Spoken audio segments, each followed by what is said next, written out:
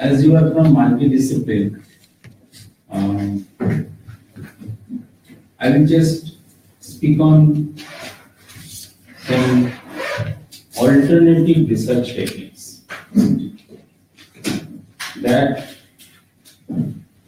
may change some of your orthodox ideas about the orthodox research.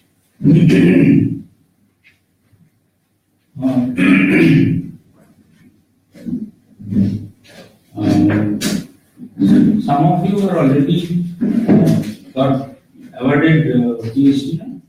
Yes. No? Yes.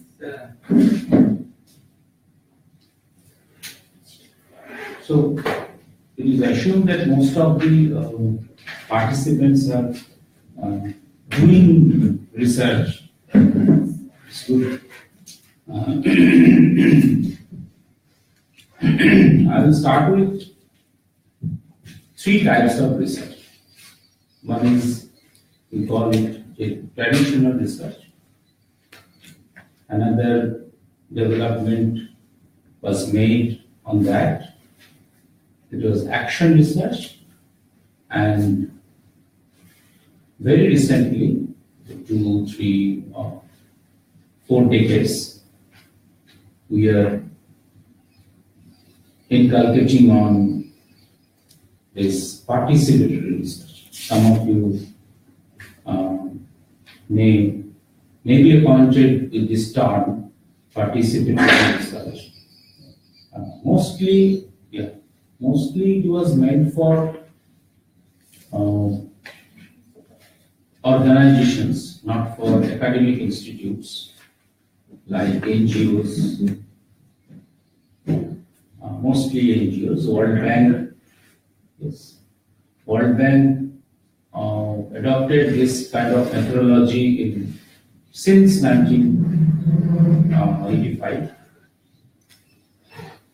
and they insisted on taking this kind of methodology so that the data which we are usually collect is transparent, and the reactions from the participants of giving that kind of data should be open. Now, in orthodox research, what we generally do is to make one pre-framed schedule questionnaire, and we ask questions to whom we target. They are our object. Our aim is just to collect information from them. So the question is why they should give you the information. Can you get the information from Home Ministry regarding our basic defense instruments? No. Can you get information about the formula of Coca-Cola? No. And it is easy to get information from a farmer or from a villager that what's your earning and what kind of clothes your wife wears, kind of bangles, what's your account position in any bank, are you in debt, outstanding amount, we can ask anything. We are privileged because we are researchers, we are from academics, and we can ask anybody anything. So it's your daily positively that after getting that kind of information, you will tabulate it, you will explain it, explore it, and obviously will get one degree. What he will get or she will get. The question comes from a second school of thought that this is against civilization. You cannot ask anybody anything. If I ask the salary of or pay scale of a person, it is so-called uncivilized question. Nowadays it is transparent because everything is on web. Networking system we can use, but still we think that this is not a good question to ask. But as you know, we can ask with that very big questionnaire, maybe 7 pages, 8 pages, and we make them sit before us compulsorily. We didn't ask his or her value of time. It's my value. It's my time when I can go. It's my time when I can interview you. It is not her or his time. I do not take generally his or her appointment. Before sitting in front of that fellow, that I have to ask some question. You may not answer, I don't insist. But this is the questionnaire, say 5 pages, and most of the questions what I made in consultation with my supervisor has to be given by you so that I can analyze the information. So there comes the second thought. We call it alternative research. How can we get information without hurting the people? How can we make them participant in my research? They are not participant. In your research, they are just silent giver.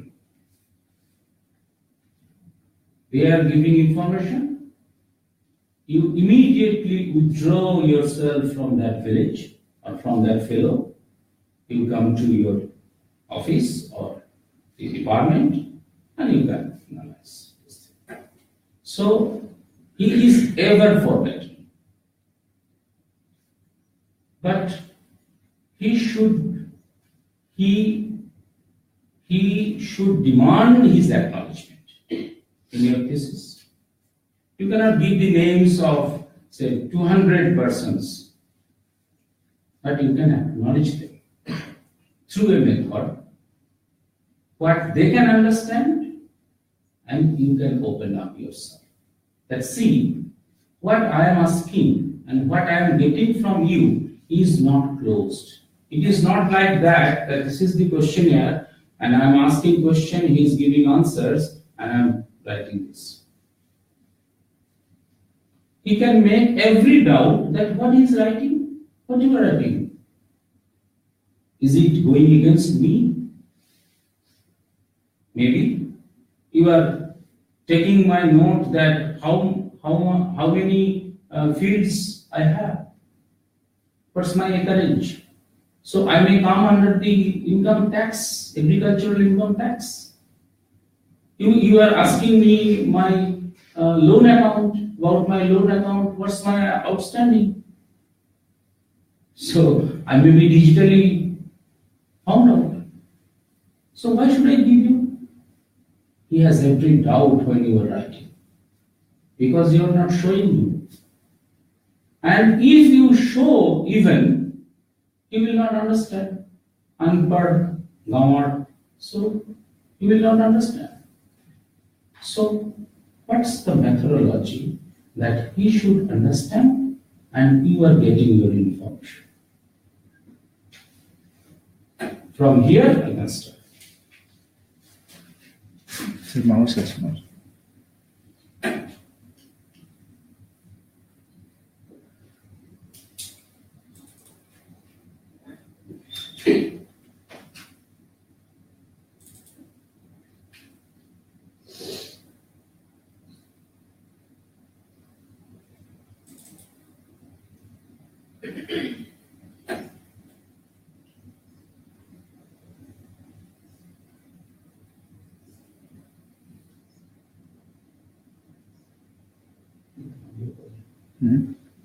Yes.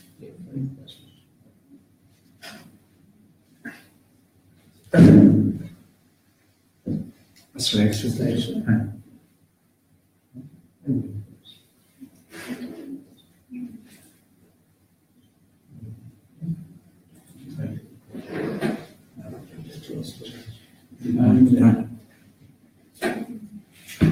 So this is the joke that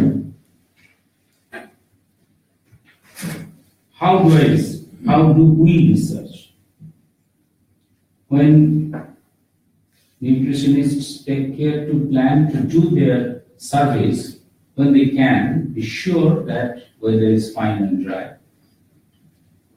The harvest in food intake.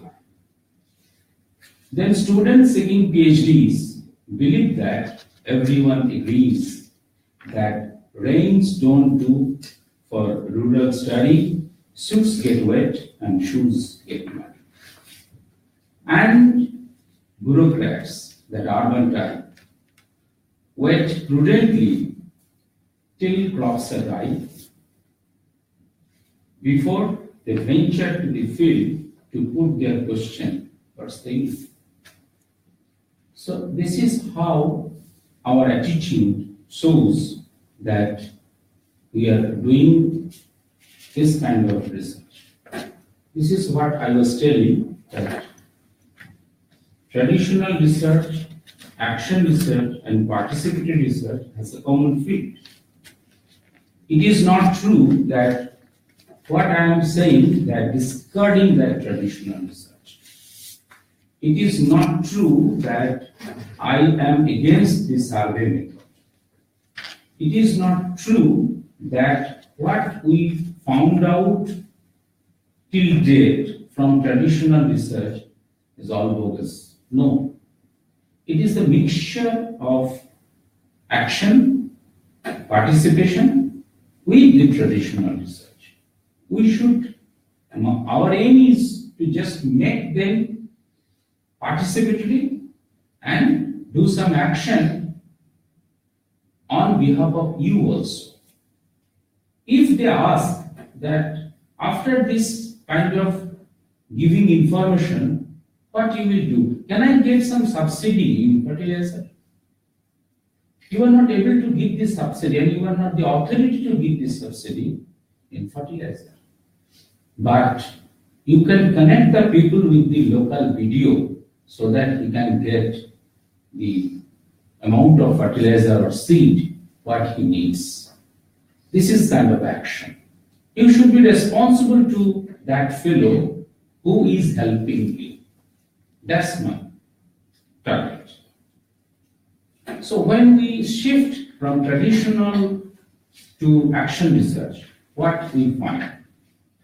But in traditional research, we see that what others are doing. And in action research, it is observed that what you are doing, how you are collecting information, what's your behavior to the fellow participant. In tradition, you see explanation and truth. And in action, you see continuous change, which involves a dynamism in your research. In traditional research, it's very objective, and in action research, it's reflective. strive for knowledge, and it's strive for development and plan change. With that kind of knowledge, what you were striving for is no use. Just binding that thesis, keeping in some libraries. Nobody will go through your thesis or will not take any part of your research if it is not published and if it is not, in fact, shared. Removed from research site just after getting information, what I was telling, and here you personally involved. At least here, his or her scheme or plan of life or quality of life. You are a researcher in traditional method and in action research, you are a facilitator. So, those who are acquainted with linear programming method, some mathematical tool for optimization kind of thing, there we say that you maximize your output subject to certain constraints, subject to resources. That you have, say, 100 rupees. You have to maximize your satisfaction. How? With that 100 rupees, you can do many things. You can buy some food, you can buy some material. What kind of thing give you much satisfaction, that depends on you, and that's optimize your Z. Here also, that if the supervisor tells you that this information from the village with a, say, 50 household has to come to me by this evening. With this 5 pages questionnaire, survey schedule, and running after one house to another, you are getting information and you have to deposit it after analyzing that information to your supervisor by this evening. How is it possible? Subject to maximize your output. Maximize your output subject to certain constant. The constant is that the time-bound program. Your research may be a time-bound program. A fellowship can give you 3 years or 5 years. You cannot go on and go on. 10 years, 15 years, it's not. So that is the constraint you are facing, the time. That is the constraint you are facing, that your supervisor is overwhelming you, that just give your information by today. So that's a constraint. And a constraint is your machinery and your writing, your explanation ability is not working so fast. So keeping in mind all these constraints, we have to give the information to the supervisor. What was the method at that time? I told you that basically this kind of methodology had been evolved to satisfy the organizational mode, NGO mode. If you are working in an NGO and your boss give you one task that just give me the information about the village problem, 1, 2, 3, 4, etc., and give it by 3 p.m. So what can you do? FGD will not satisfy this kind of thing. FGD will take time also. It's kind of FGD, but household survey, house to house survey will never give you this information. Within that, yes, it will give you accurate information, but it will take a longer time. So what will be the methodology? The methodology was called at that time Rapid Rural Addressing, RRA. RRA was evolved as a methodology in 1970s, influenced by farming system research and other methods, and also shortcomings of the conventional questionnaire survey. Throughout the literature, the concept of RRA spread in different parts of the world, and in the mid-1980s, there was wide array of experience from the application of RRA in different parts of the world. I've told you, after this RRA, participatory kind of thing came, and since 1985, we are using not rapid rural appraisal, we call it participatory rural appraisal, but is called, in short, is PRA. So objective of RRA was quick field-oriented result, appraising agricultural and other needs of rural community, several problems. Even it was used in urban slums also. Priority areas of research for meeting such needs, assessing feasibility of development needs and action plans, implementing such action plans, monitoring and evaluating them. Now, traditional, I already posed before you that the questions that whose knowledge counts, it's your knowledge counts, not the participants' knowledge. Whose worldview is neglected? Their worldview is neglected. They are saying that, yeah, I have some problem, etc., etc. The program, the plan is not working, say, due to political reason, due to economic reason, and you are not listening. You don't bother about this because you are getting the knowledge, you are getting the information, and that's it. What is this development all about? The development is all about of yours. You will get one degree, you will have to submit one thesis, and you will get a good job. Not he. Development, who owns it? You. It's your development. It's not his or her development. Who are excluded socially from the development? They. They are excluded socially from the development. And information for whom? For you.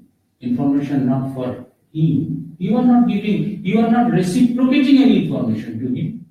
You are just getting the information from him, and you are not reciprocating, you are not sharing your knowledge, you are not sharing your experiences to that fellow participant. So we need one paradigmatic shift. Knowledge, so far we know, comes from top. We are knowledgeable persons because we have degrees. Anybody can say that, can you say that when the seed is ready for sowing in a field? No. No researcher, no, even not one agriculturist scientist can say, like, say, Virat Kohli, that the pitch is like this and it will break after 15 overs. So spin will operate. This is his experience and talent. Like that, one farmer has the experience and talent, can take up one soil, some pinch of soil, and can say that yes, the bath is ready, the monsoon is ready, and you can show the seed. You cannot. You cannot. You can ask the farmer about the showing time of paddy or wheat. You can ask just, when you show, I show, it's 15th of July. That's the time you are getting the information. But you cannot experience that this soil is ready for showing. His knowledge counts now. When you are taking some information, so then his knowledge you are borrowing, not yours knowledge he is borrowing. You are not giving any quality suggestion to him how to improve his life. He is giving you information that, see, this is my condition and the poverty is like this. When you are getting information regarding poverty, are you suggesting that poverty can be relieved, poverty can be decreased in your family by taking these and these steps. No. You are taking information. Why you are bored? He is giving many reasons why I am bored. So how much income you earn? First thing, what's your income? Income. What's your expenditure basket? This and that. What's your food basket? This and that. So you are borrowing your his. So this should be paradigmatically shifted, that his knowledge you are taking. So he is upper than you. You cannot sit before him at all. Though you are going to get a PhD, though you are master in certain subject, though you are a faculty, when you are borrowing something, you have to pose your hand before him. You are just begging some information from somebody. So this is shifted from command and control to decentralization. Till this kind of research, we are commanding, we are controlling. We control his time, we control his information, we command him that give this information in my time. Closed mindset. Previously, in the beginning, I told you that through this kind of alternative research methodology and knowledge, you may be hard. You may erase from your present mindset. We are all in a closed mindset. It should be open for the sharer from whom we are collecting information. It should not be the lecturing method like me. It should be listening and learning from informant. From theoretical to practical and field-based, from narrow approach to holistic approach. After taking some information, we are generally with a narrow approach, but the subjective question, you know that in this method there is no questionnaire. Yes, questions are behind your frame, questions are in your mind, questions are in your head. You can ask the question, but that should be kind of holistic, and you cannot stop him talking. When you are asking some question, then he is talking a bigger thing, you cannot stop him. Oh, okay. Please stop. I got what I wanted. No. So, one kind of holistic, total approach has to be taken, people as object to people as participant. Please respect people as object to people as participant. Now, here you know this Johari's window. Some of you know that in this window that we know, we don't know, they know, they don't. We know and they know. Both are known. That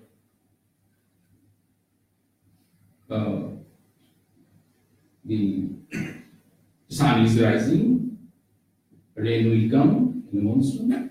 You know, he knows. What we know and they don't know, they don't bother.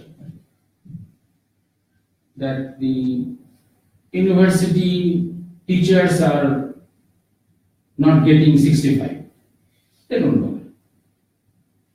That you are not getting your optimum salary. They don't bother. Even what is happening in Mars, They don't bother. But they bother, that we don't know. We don't know what is the production of food grains, what he consumes every year. We have to take that information. We don't know. We don't know how he drinks, from pond water, from tube well, from well, with which kind of water he cooks or she cooks. You don't know. So you have to take information where we don't know. And there starts this methodology here.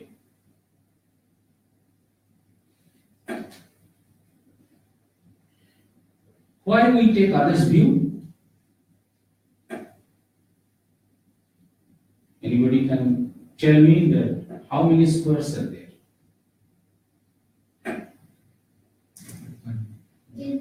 10.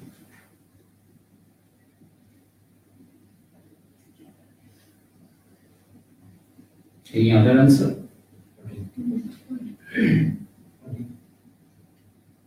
9. 14. So I don't waste time, many more, many. But you are giving my answer that responses are not unitary. It's not uniform. And that's why others' view should be taken care of. If we go with a schedule to one person, face-to-face interview, then you and he is there in front of you. He can lie. You have to take the information because you don't judge. You cannot judge. If he says that the production of rice is from 1 acre is 15 ton, you have to take the information because you don't know. This is absolutely absurd. Can't be. You don't know. If he says that my acreage is 9 bigha, you don't know. You have to write 9 bigha. If it is not true, then who will justify that? So it needs some mechanism that one should not tell lie. And you should not misbehave. That's why diversification of information is needed. In this method, in PRA, we go for that.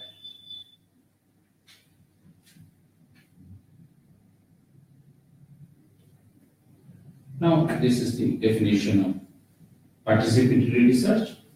Then this is an approach, not so-called methodology, not a particular tool for shared learning between local people and outsiders. We are all outsiders, going to local people to take information, to enable development practitioners, government officials and local people to plan together appropriate interventions.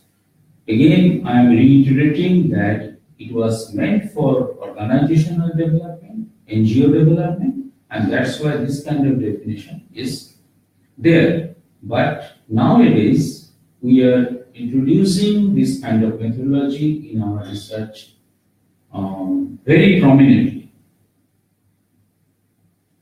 This is another definition, that a growing family of approaches and methods to enable local people to share, enhance, and analyze their knowledge of life and conditions to plan, act, monitor, and evaluate. This is a comparative analysis between survey and PRA.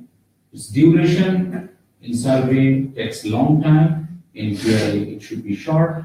The cost is low to medium. In PRA, medium to high for one time.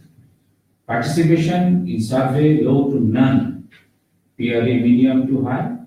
And in method, surveys, there are standard methods. If after collecting information from two groups, we're going for standard deviation, for ANOVA, factor analysis, loading, unloading. But in PRA, a basket of tools, you can even generate your tool at field also.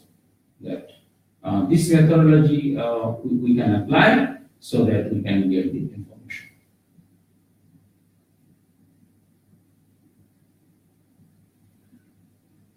PRA stands on three pillars. One is method, two baskets, another is sharing, and third one is attitude and behavior of the group.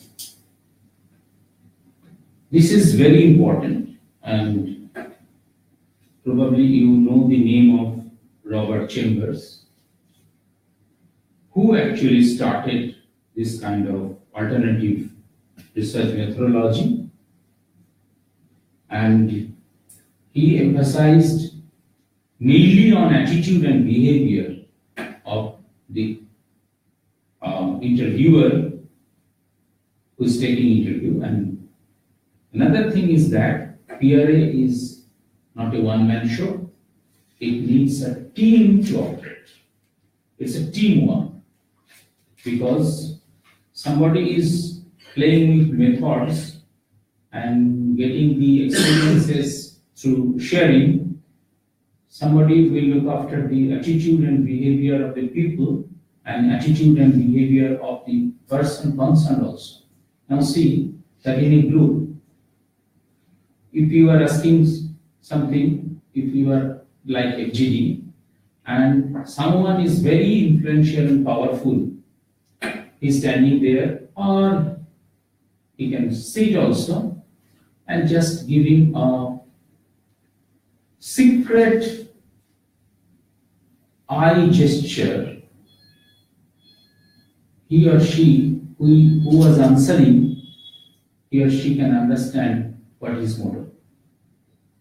One Pradhano of Panchayat, if stands there and you can give information regarding the failure of Panchayat system, it can be hidden transcript, we call it. He will just, through his eyes, he will just give one message that don't do this. In a teaching hall also, the teacher, when teaching something, his eye contact, his eye imagery, eye impressions will give some students some feedback. That yes, this kind of thing, or you are listening or not listening. So hidden transcript is there in every focus group discussion. You cannot avoid that. So somebody should be there who can understand the hidden transcript. And some method should be there that how to operate with that hidden transcript or how to eliminate that hidden transcript. That should be. So it's a teamwork where there will be no hidden transcript. There will be open questioning, and there will be sharing and sharing your experiences from both sides. So rules of PRA are three. Rule one is be nice to the people. Otherwise you can't get real information what you desire. Rule 2 is follow rule 1. So be nice to the people. And rule 3 is follow rule 2. That means the only one rule operates is be nice to the people, so that you are being an esteemed person, they should give you the particular honor that yes, this man is not commanding and this man is not authoritative. Other rules, certainly, punctuality.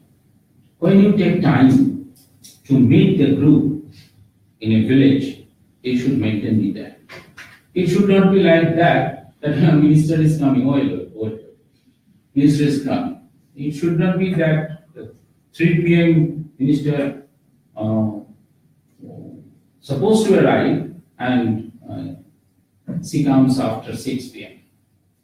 So their time is also precious, like us. Speak openly, speak open objective, that we are here for this purpose. No hidden cost like Airtel, that you should be open to that participant. Be open, follow timetable. If they say that we can stay with you up to 5 p.m., just follow that. Yes, up to 5 p.m. After that, we will not bore you. Listen when someone is talking. In our research, we generally discard listening something else what we don't need. That also does not mean that he or she will going on talking and he will not discard. There are mechanisms. Be polite. Never personalize issues. If you ask the health condition of anybody, any village people, he will give all his and his family's details regarding health, not the health condition of the village. He will give, last year I suffered from a stomach upset and I went to the Bolpur hospital and then nursing home and then Vellore. All personalized issues. Some matters are there, they will personalize it. And you also should not be involved with that personalized issues. Oh, well, then what you did? Oh, okay, Vellore, so what the name of the doctor? I once went to Vellore. So you personalize your issues and he make this kind of thing. So this should not be. Don't judge. If they in a group say something that yes, this is the fact for this village, don't judge it. Don't judge and don't discard us. No, I know personally that your Panchayat Pradhan is very good. I know. If they say that our Panchayat Pradhan is corrupt, you don't judge. Because maybe he is your personal friend, not you. But you cannot judge that he is not corrupt. I don't say this. I know him. Don't judge. Just take the information. Respect all. Because they are giving information. So please respect. These are all biases. We generally take the survey field, survey spot, convenient to us. We just don't want to go interior part of particular area. So that we call it that it's called tourism research. You go, just stand your bike or stand your car maybe, get aside, take the entry into the village just beside the road, go to a big house which has this antenna, sit there, take information from who is wearing pant shirt, good looking, conversant, take information from him, take help, and collect information from some of these sample villages, get out. This is a kind of bias we generally operate. It's called personal bias. Spatial bias is that we locate our field where that the first poem we have already mentioned, elite bias, that the house should be good looking, it should not be with a poverty stricken Pathel Panchali like house. Male bias. We generally ask questions from male. This is our habit. And half-spoken hubs are generally neglected. Users and adopters. This is another kind of thing that if you go for collecting information regarding any project, say panchayat giving some project money, ICDS say, who are the users and adopters? You just survey from their households, you are collecting information, and you are not collecting information from control group, those who are not getting benefit from the government.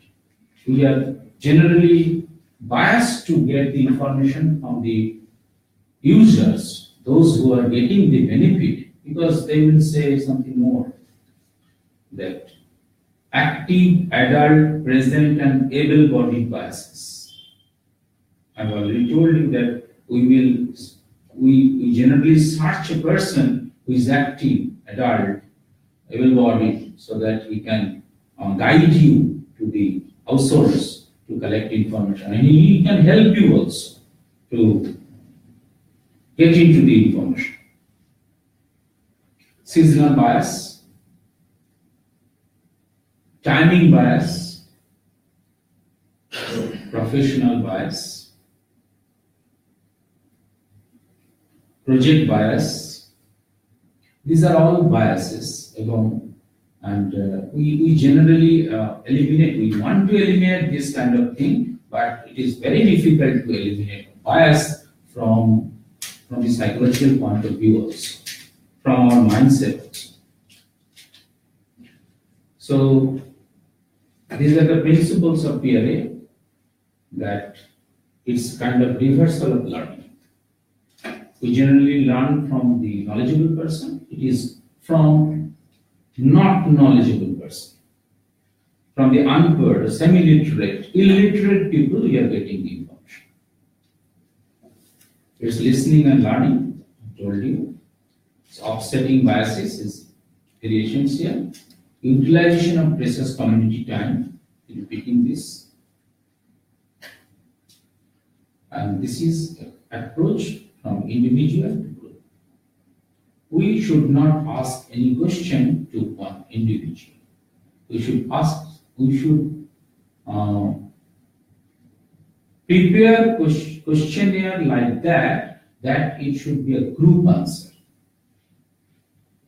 Avoid asking everybody that what's the problem of your village. Ask a group, what's the problem of your village. They will give a list of problems, but single person can give you only, say, one problem, that what he or she already faced, that I face drinking water problem. That's his perception.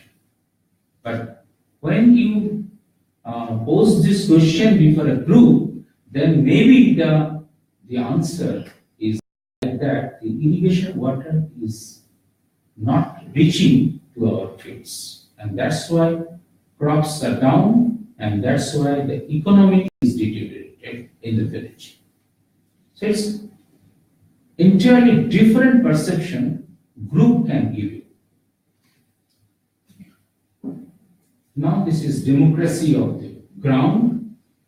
That means this method works in the ground with a paper, with some color sketches. I did not give you any example. In this point of time, I just want to give you one example.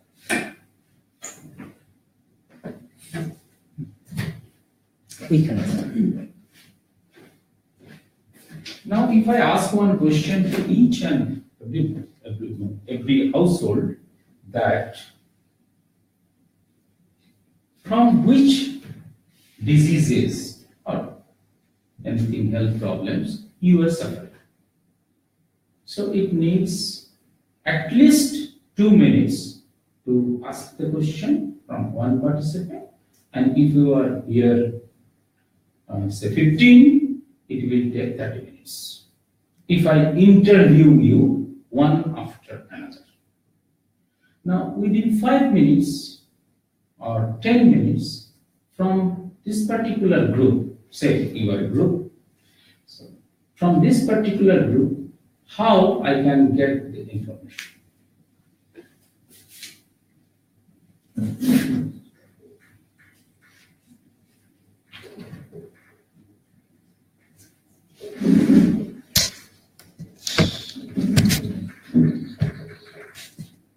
This is silly.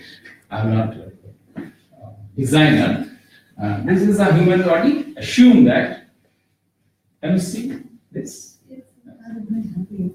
Now, if I give you this pen and ask you that from in which part you are suffering, then just take the pen and give across. It will take 5 minutes.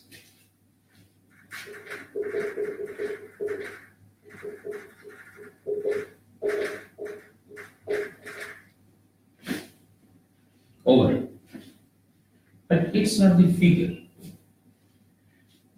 We in PRA, we don't count this number. 1, 2, 3, 4, 5, 6. No. We just count the volume. Where the processor moves. Say processor mode here. So maybe they're suffering, the all village people suffering from gastroenteritis problem. And if your team, accompanied by some doctor, and can identify the exact cause, you know that 90% cause is waterfall. So they are not drinking safe water. So water is the biggest problem in their village, which causes their health problem. This will take 30 minutes, including interview, and this figure is not nothing. Actually, interview behind this. Why this cause? Why you are giving this signal here, and somebody gives the signal here. So now, if it is the backside and the signal is like this, if you go in a rice mill and ask the tribal women, all are working in that, and ask them in which part you are suffering, they will show you the west. And if you ask that what's the cause of this, the cause is, in most of the cases, they work in bending position, spreading the rice, boiling that kind of thing, taking it to the ground. So when you are getting that information and you are asking the question, why? So behind this picture, there are many this. So it's a teamwork. Somebody is playing with this game and everybody will be participating in this game. Because the picture, why I am drawing this picture like this? Because it is drawn by them, not me. The village people will draw this. Village people will put the mark. Nothing you are doing there. You are just facilitating by giving the objective that we are here to know that what kind of health problems you have. That's my question. And for that, this is the pen, this is the paper. You please come, sit here. This is the paper. Take the pen and draw and give the mark. So they are involved.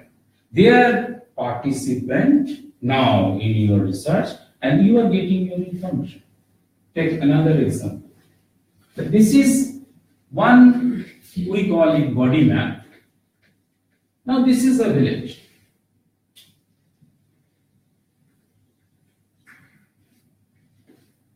You want to ask, how many households are there? And before that, what are the physical events in your village?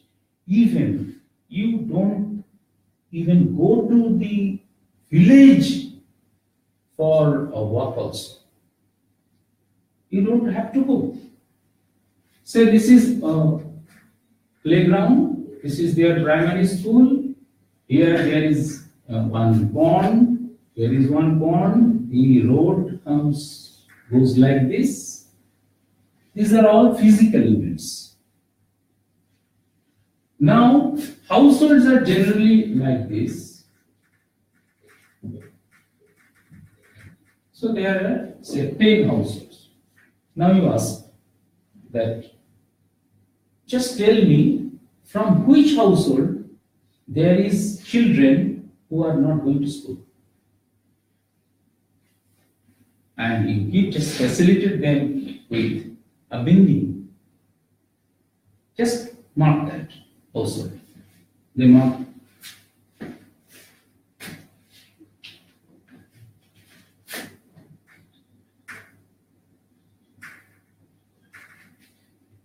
From 3 households, even you don't visit the households, you don't know even the name of the household. So from 3 households, the children are there who are not going to school. Now, how many households have their own land? You can ask thousands of questions. You can get thousands of variables without going to the household. They should participate in this map drawing, and it should be the ground with the color powder. You have to facilitate, and that's why I told you that the cost is medium to high, because you have to supply the materials.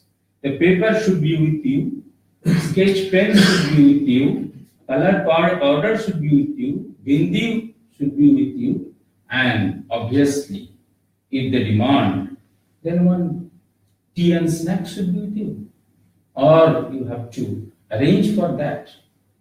That you come with a cup of tea, we will discuss something. So this is we call a resource map or a social map, and we can get variables, anything, any number of variables we want to get from any household. Here, nobody is mentioning that this is Horipada Karmakar. Is Pavan Havan. No. We don't want to get the names. We just want to get the information. You are not putting the names of the household owners in your thesis, I assume. You are not.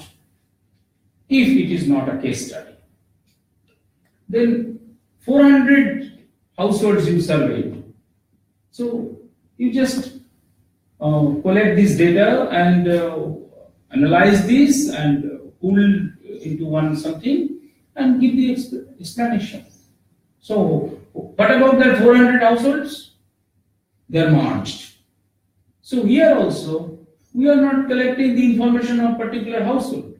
We are collecting the information of households in a group where no names are mentioned. Now the point comes, those who are participating in this exercise and giving you this kind of information, without going house to house survey, those people should be acknowledged like this. When you come up, back up with your paper and pen, when you roll out this kind of chart paper, with you, the names are there. Akash, Sabina, Mahanti, everybody is there. And before coming back from that group, departed from that group, you just show them. Look, you drew it, you gave the information. Want to change anything? Last minute you can change. So it is a continuous process. Development for continuity, not for unitary information. Anybody can say, oh, no, 1 minute, the road goes not like this, it goes like, actually it goes like this. So you can change.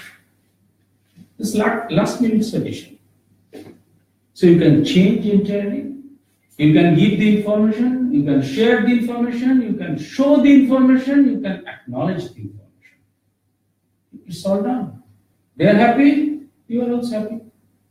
So this is a kind of methodology where we work.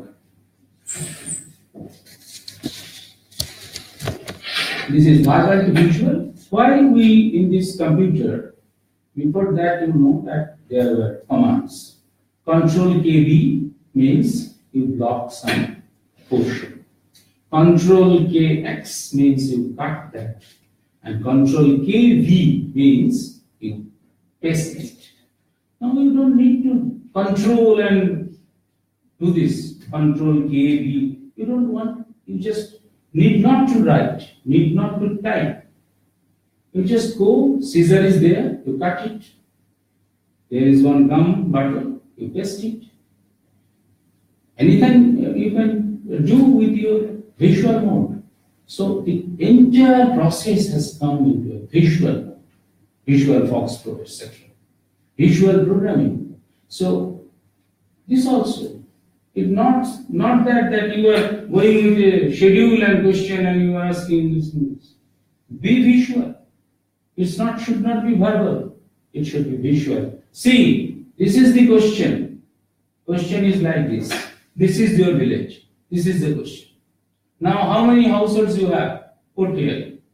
This is the question. You just want to see this, huh? These are the questions you in your schedule. Finally, you will calculate how many households I have surveyed. So here you got that how many households you surveyed. So it should be verbal to visual, from higher to lower. Higher means they are higher, we are lower. From reserve to repo, when you are writing something and you are just looking to the participant, they will think, oh my God, he said, very big person came to my house. Oh, okay. But here, repo building, when you are open, you are exposing yourself. See, I'm like you. I am from a village also.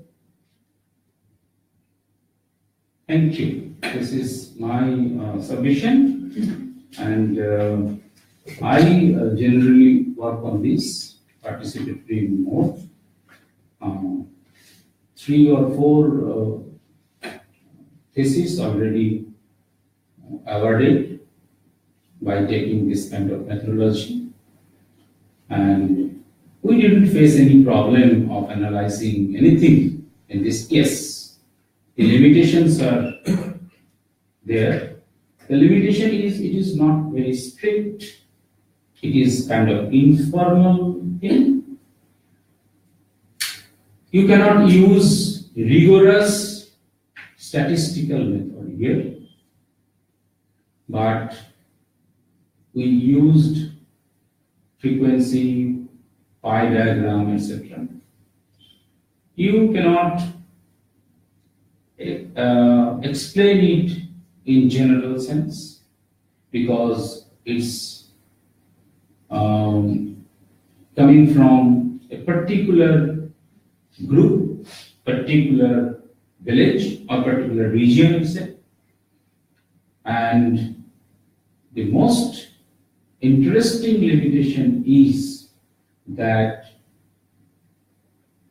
when you face the say Viva or expert, if he or she does not aware about this methodology, you may face a challenge. You may face many questions that why you take this and where is your this kind of analysis?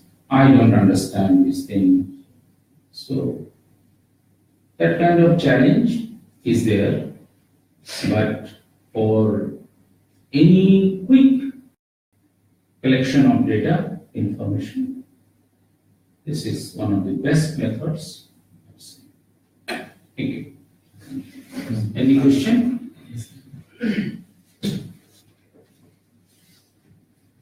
Sir, can we say that action research, when we talk about, is short term and participative research is long term? My second question is, when we talk about participative research, is it only the case studies we can take along with it?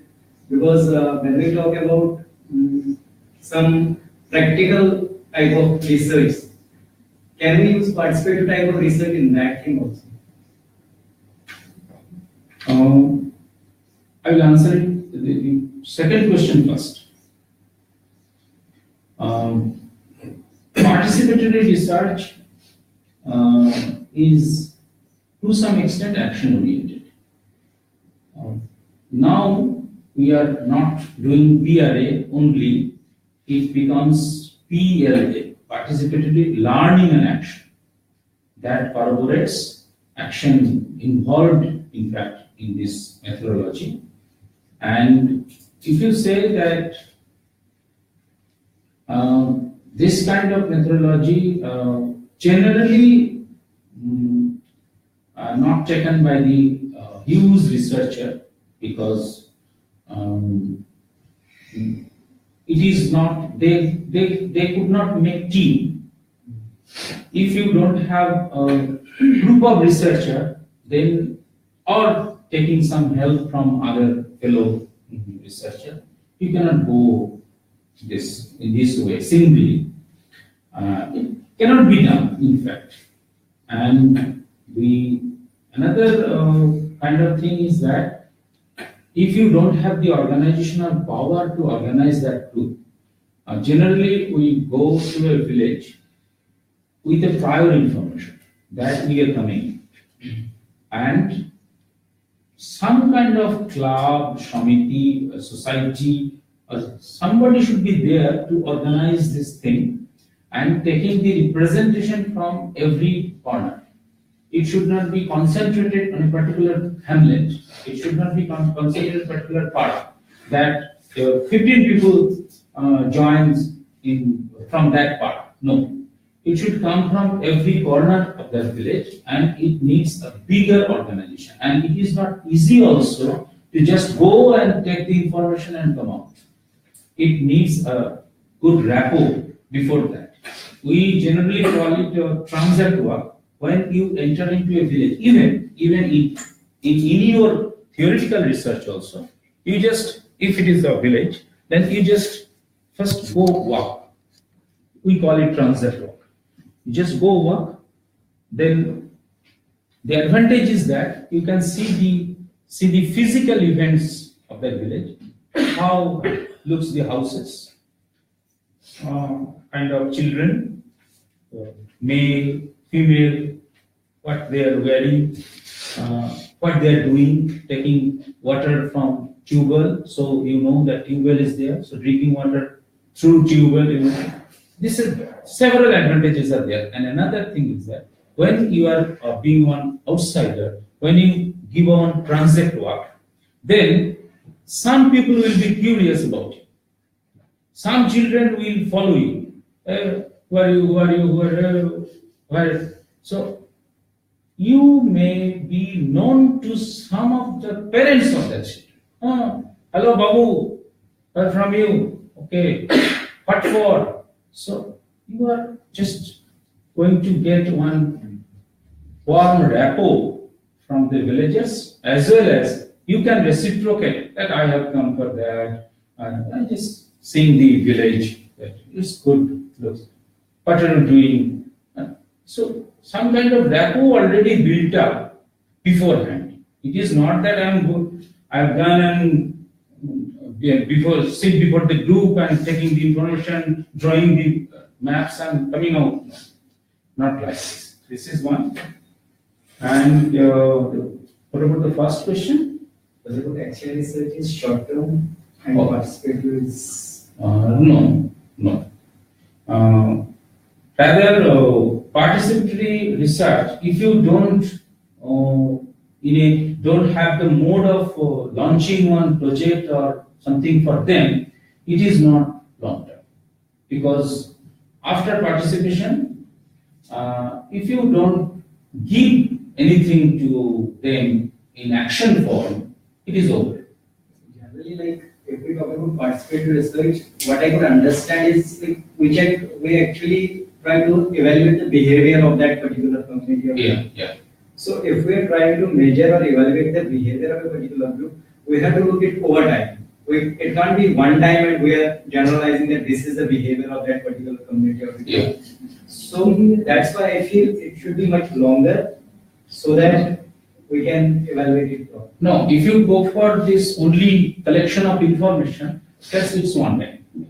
But if you see the change, continuous change, dynamic change, then you have to repeat the same model. Say, this is the picture, this is, we call it historical frontier.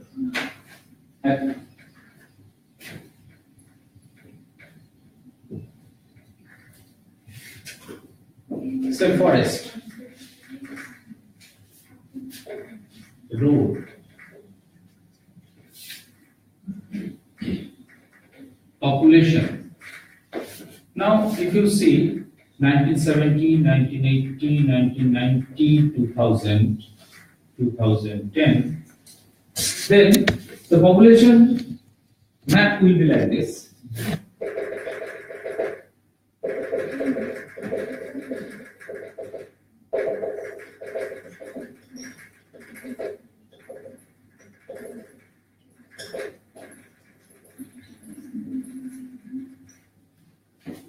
Forest will be like this.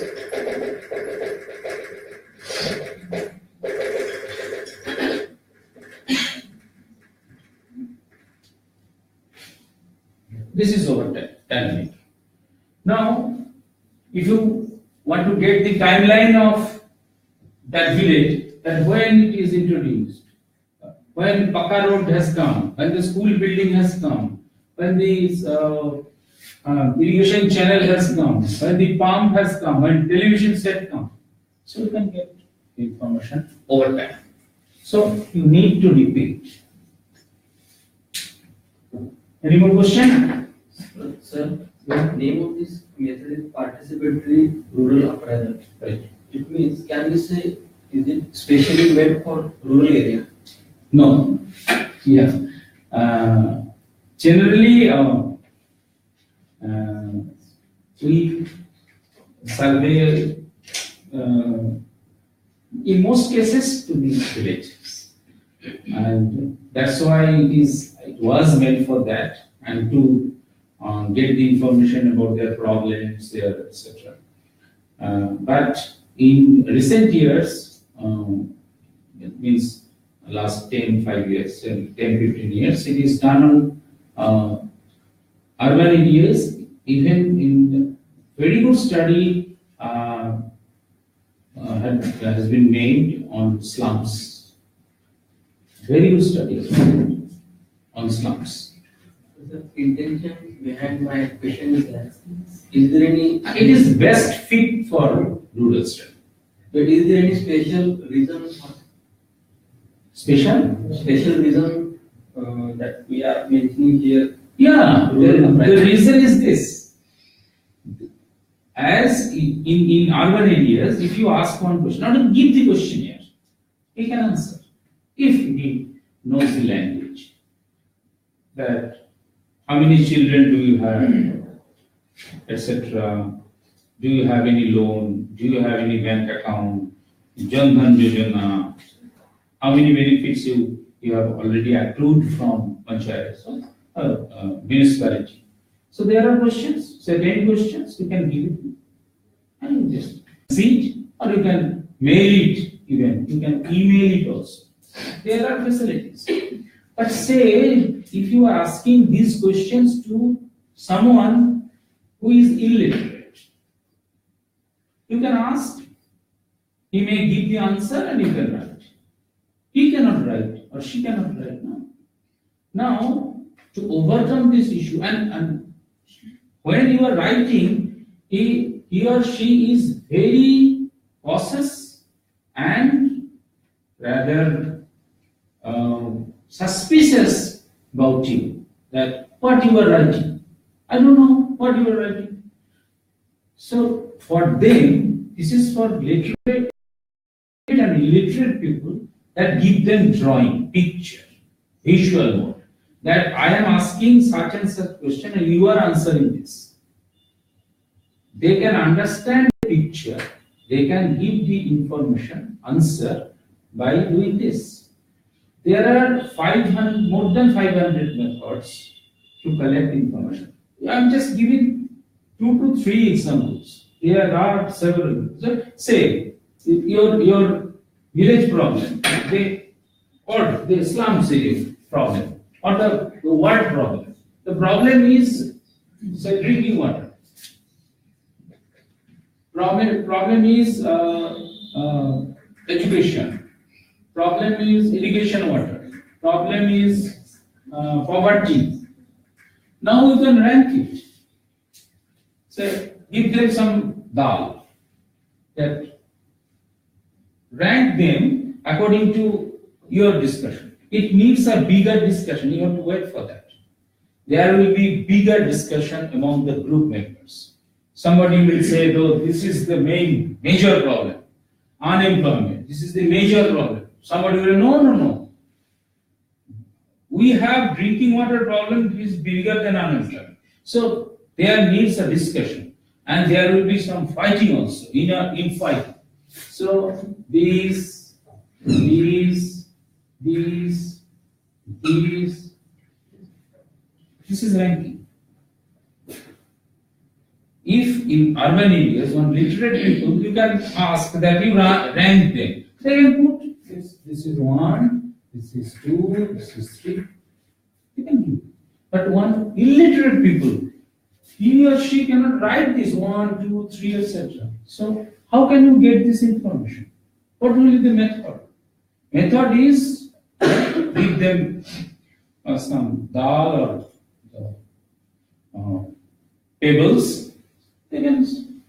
This is even that can be cut down after discussion.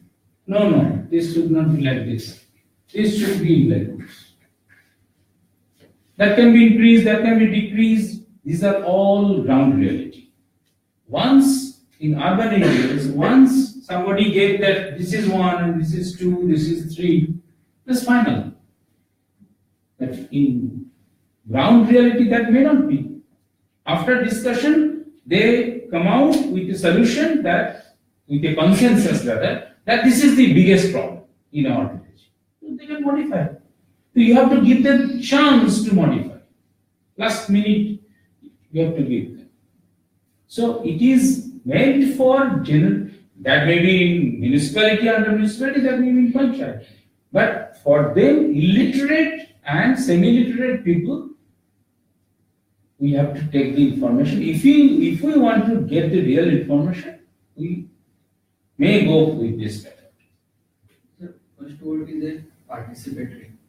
Which type of participation is expected from researcher? Yes, researcher is participating. Which type of participation? This year we are specially Facilitating, yes. Participatory rural appraisal. Yeah. Which type of Your- participation? Don't concentrate on the picture. Concentrate on your interview schedule.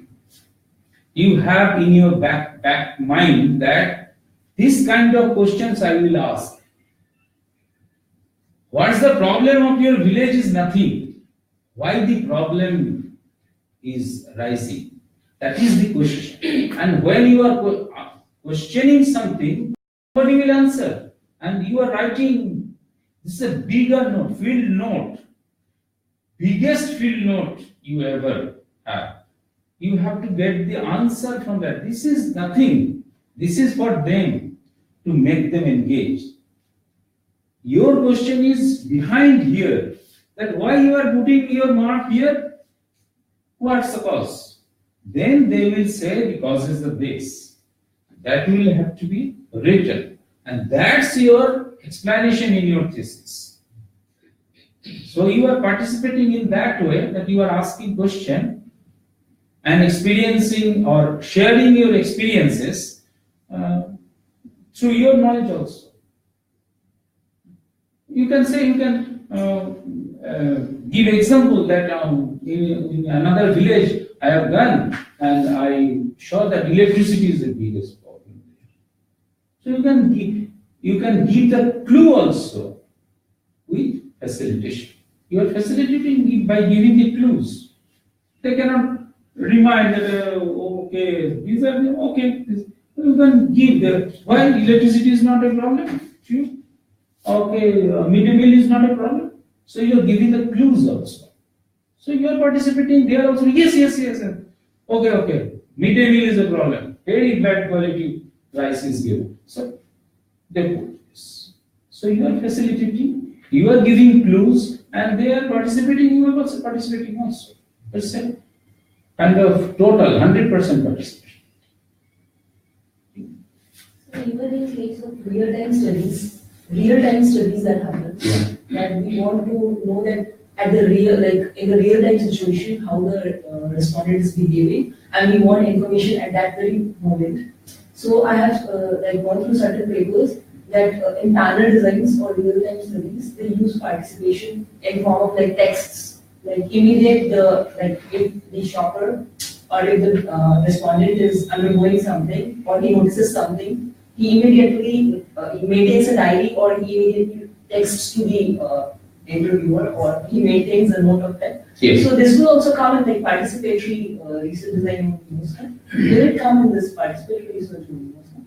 No, that's why if it is, this is a single case. No? You get someone, but they are briefed about it. The respondents are briefed about it, and over a period of 7 days, you will be, whenever you see, suppose they are doing a brand study. So whenever you encounter a brand, when you're shopping, what brand you're encountering, you will mark 1 point on that. So whenever over a period of 7 days, and then what is the frequency of brands and which brand is preferred, like this. Okay, this kind of study is going on. So will this come in participation because the respondent is actively participating in the study? Why not? Actually, when we are serving or interviewing somebody or in a particular position, we are ignoring one thing, their psychological mood. That when you are irritated, if you at that moment you come to go for one interview and the answer will be kind of negative kind of thing, that no, nothing is going well, we are not doing well, we are poverty stricken, who cares for us? So the mood we always neglect, but in a group when you are collecting information, single's mood doesn't carry something. So it's the total masses mood. Somebody if doesn't care about somebody, and that's why we want to diversify, and the important name of the book of Robert Chamber is Putting the Last First. Those who are silent, those who are always eliminated in survey, those who are always eliminated in social development, already excluded, catch them. Oh, you are not saying something? Please, what about your thought in this? So ask them. Diversify your answer. That you agree with this? Yes. Okay. What about you? Diversify. Get experience from others who are silent. They will be ever silent. Nowhere, in no group, they will raise their voice. No, never. The women folks, especially in villages, will never speak up. You have to make them, this is facilitation, you have to make them vocal. Please speak. Please say, what's your attitude to this figure? Then slightly she can say something that, yes, I think no, drinking water I am facing the biggest. So make them aware. Yes. So it means it takes much more time. We need some connections. It's costly also if we have to give them snacks and tea. And so it may be biased by the fear factor. Fear factor. If many people are saying something, some more people will be saying yes. The bias factor will become, and that may affect on the result. You did not there at that time when I discussed this thing, fear factor. We call it hidden transcript. When the fear factor appears in one of my surveys at Rampurhat village, and the village is a Muslim village, and the mosque priest mullah has come out, and he just stand like this. Not say anything. Nobody will speak out. But my student was working on that, so I took that advantage. I've gone to that priest and I said that you are one important person to whom I interview separately. So just come over a cup of tea to that stall and we can discuss. So eliminate him from that particular area. So who is making the fear factor? Just eliminate them. In Karnool, in Andhra Pradesh, when you are taking such kind of exercise, two intoxicated persons, in fact, was fighting over one issue. So let them fight. They fought and they decided, yes, you are right. Then we took the information. So let them do. And yes, fear factor is always there, but it's cost oriented, okay, but it's not time taking. It's just half an hour, 1 hour's job to get the information of say 100 households. Okay. For that, the alternative methodology is this. Okay? Thank you.